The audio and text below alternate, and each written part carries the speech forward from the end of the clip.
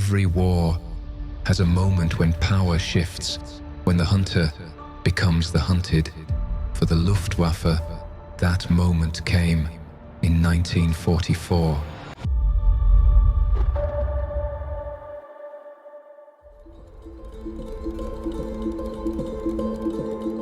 March 1944. Over Berlin, the sky looks calm, too calm. Unlike the army, the Every Luftwaffe morning, had the foresight German to lay pilots the climb into their foundation cockpits, to avoid the campaign. believing they still own this sky. They laugh, light cigarettes, and call it routine, but none of them know. Their time in the sky is running out, and this calm sky is about to change forever. For years, the Luftwaffe had ruled the European sky. Veteran aces like Galland and Barkhorn set records. New pilots dreamed of glory. The air smelled of oil, cold metal, and stale cigarettes. Orders were shouted, laughter echoed. Somewhere, a gramophone played a worn-out tune. Engines roared before dawn. Mechanics worked through the night. Every flight, every mission was part of the machine. They believed the war could still be won. From the air, in briefings, commanders spoke with steel in their voices, even as maps grew redder by the day. Veterans watched young recruits arrive, boys barely out of school, uniforms crisp, hands unsteady. Beneath the discipline and the songs, cracks began to show. Fuel shipments slowed, training hours dropped, and each month, the faces in the briefing room looked younger. It still looked like control, but it was only routine.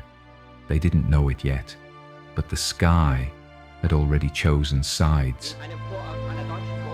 By early 1944, routine meant exhaustion. Missions over the Eastern Front, then back to defend the homeland. Pilots slept in their uniforms, each sortie blurred into the next. Endless climbs, endless smoke, endless radio calls. They still won battles, but not wars. For every bomber they brought down, 2 more appeared, and rumors spread of a new American fighter. Fast, long-ranged, unstoppable, one that could reach Berlin itself. March 3rd, 1944. A squadron of FW-190s scrambles to intercept incoming bombers. The radio crackles with static and shouts. The horizon shakes, flashes of flak and flame. One bomber bursts, another slips out of formation, dragging a black plume. Inside his cockpit, Oberleutnant Keller grips the stick. He banks left hard, fighting the G-forces. For a brief second, he thinks of home, then pulls the trigger. Tracers slice the sky. A warning light flashes red.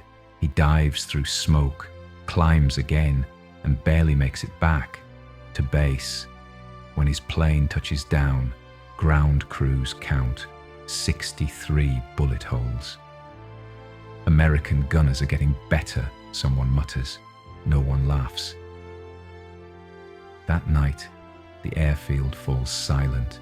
Engines cool, searchlights fade, and the men return to their barracks. Keller sits on his bunk, boots still on, watching frost creep across the glass. Outside, the wind and a faint engine hum over Berlin.